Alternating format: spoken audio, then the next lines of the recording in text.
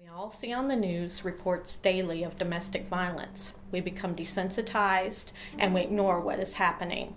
But what happens when domestic violence becomes personal? What happens when it becomes your family member or your friend or enters into your business or even into your own personal relationship when you realize that you're not immune to abuse? My ex-fiance, Joshua Mahaffey, called me this evening around 10 p.m. He was able to tell me exactly what I was wearing to work. He says he will see me tomorrow sometime. He then called me as I went to leave work and asked me why was I leaving. He then threatened me, saying his friend would beat my mouth shut and they were going to take my baby from me. He has threatened my friend Jordan and my friend Robert, saying he would beat them within an inch of their lives. We then called the police. He has created over 20 fake Facebooks. 2 of the Facebooks have my name on them. He has harassed every friend I went to high school with trying to find me.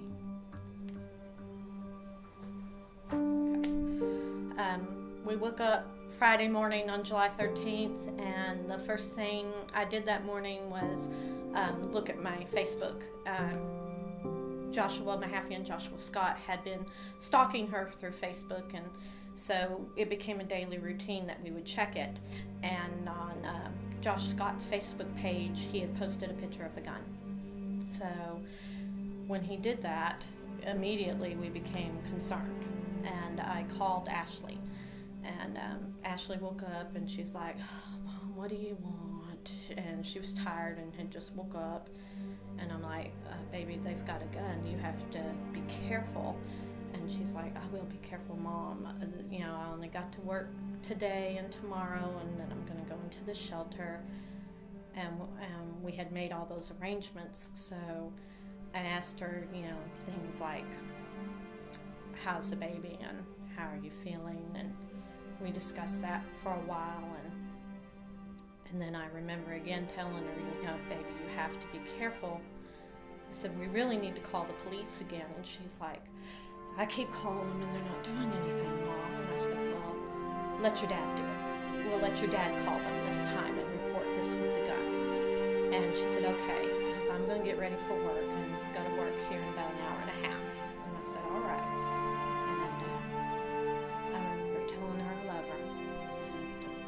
Last time I heard her tell me she loved me too. And so we hung up, and immediately my husband Jim, he got on the phone and called the Marshall County Sheriff's Department and said, "Look, there is a gun on Facebook. Joshua Scott has posted this gun. That means Joshua Mahaffey has access to a gun. Why don't you do something about it?" And the answer we got was, they can't do anything about a gun on Facebook. They can't do anything about a picture. And my husband told them that was a bunch of bull, that, you know, you could go after him for probable cause. You could go down there and at least follow my daughter to work and be sure she got there safely. And we got told no, they wouldn't, even though they had heard a week ago Joshua Mahaffey on the phone to them saying he was going to kill himself and kill Ashley. So he got a phone from that, and we talked for a little bit, and something in me just became overwhelmed. I started to shake, and I told my husband, "Jim, I have to call Ashley right now. Something is wrong." So I pick up the phone, and I'm trying my best to punch her number, and I'm like hitting everybody on my contact list but her and hanging up because I just was shaking so bad I couldn't dial the number. And I had to get my husband Jim to dial it for me, and the whole time I'm bawling and crying and saying, "Something's wrong. I know in my heart something's wrong, and I have to talk to her right now. Get her on the phone right now." So I'm listening to it ring, and when it quits ringing, it's John Coleman on the other line, her roommate. And he goes, "Tara, get here quick." Ashley's been shot. And Josh is shot and killed himself. And I said, what? He goes, she's been shot. Get here now. And I said, what do you mean she's been shot? I was just in shock. And then I could hear Joshua Scott in the background. And he said, don't you tell anyone I'm here or I'll kill you. John, became, audibly confused and started stuttering. And then he said, just get here. And the line went dead. And I'm screaming at my husband, Jim, they have a gun. They have a gun and they've shot her. They've shot her. So we're scurrying to get to her.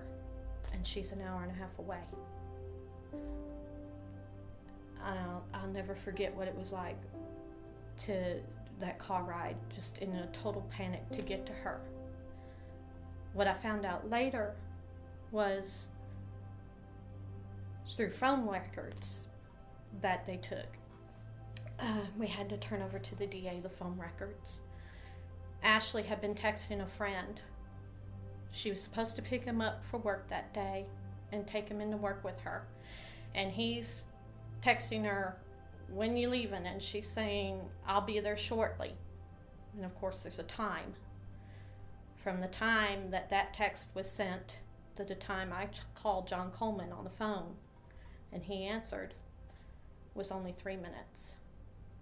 And it still boggles my mind that it only took 2 men 3 minutes to bust in and shoot her dead. And that's what I live with. 3 minutes changed everything.